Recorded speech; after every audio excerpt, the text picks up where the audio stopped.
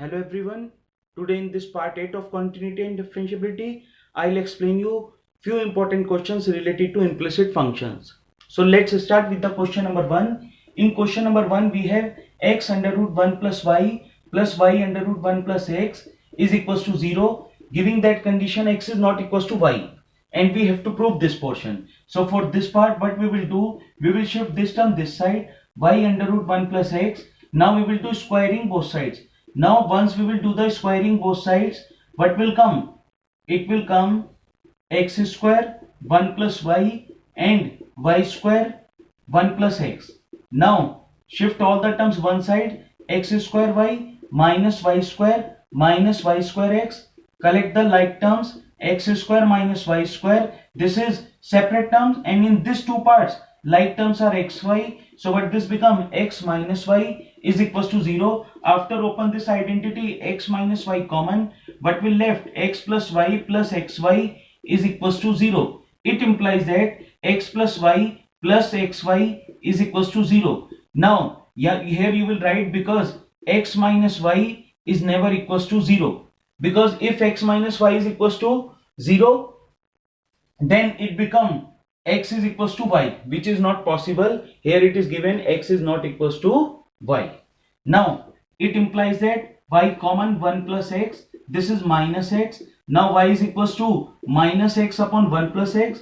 Differentiation with respect to x. Once you will do the differentiation with respect to x, what this become, dy by dx. Now minus is here, 1 plus x whole square, 1 plus x as it is. What is the differentiation of x? 1. Minus x as it is, differentiation of 1 plus x is 1. It means dy by dx is equals to minus 1 upon 1 plus x whole square. Now cross multiplication, 1 plus x whole square dy by dx plus 1 is equals to 0. And this is the answer. This question is really very important. So do practice for this question and related questions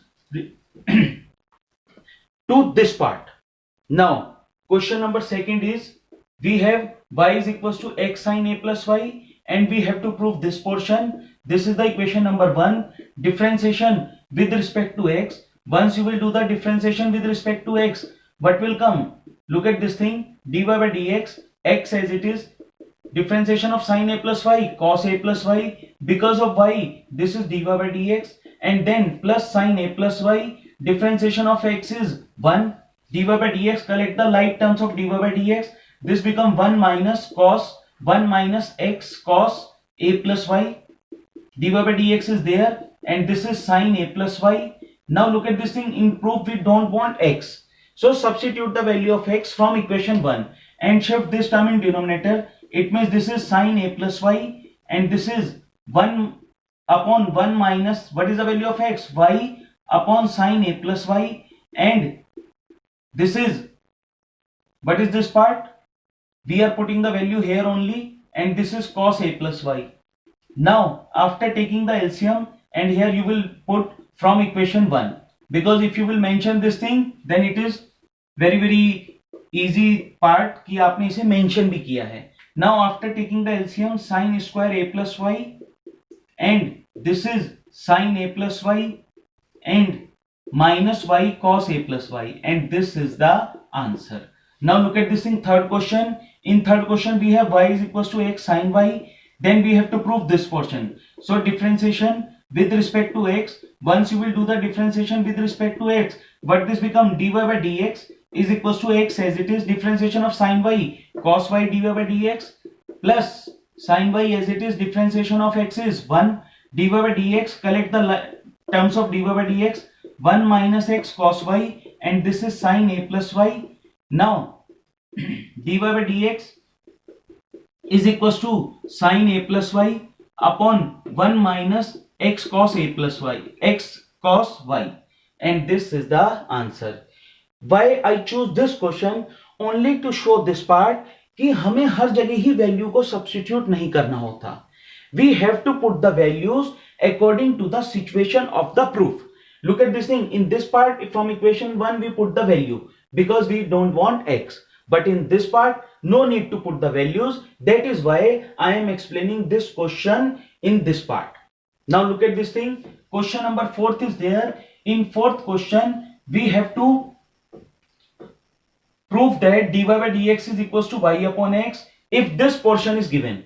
What is given? Cos inverse x square minus y square upon x square plus y square is equals to tan inverse a. Now look at this thing. We know very well if we will shift this cos inverse that side, so what this become? Cos. So this is become cos tan inverse a. Now cos tan inverse a, because this is the constant term, so you will say let cos tan inverse a is equals to k. We are considering this thing because this is the constant term. X square minus y square, x square plus y square is equals to k. Now we will apply by componendo and dividendo. By componendo and dividendo.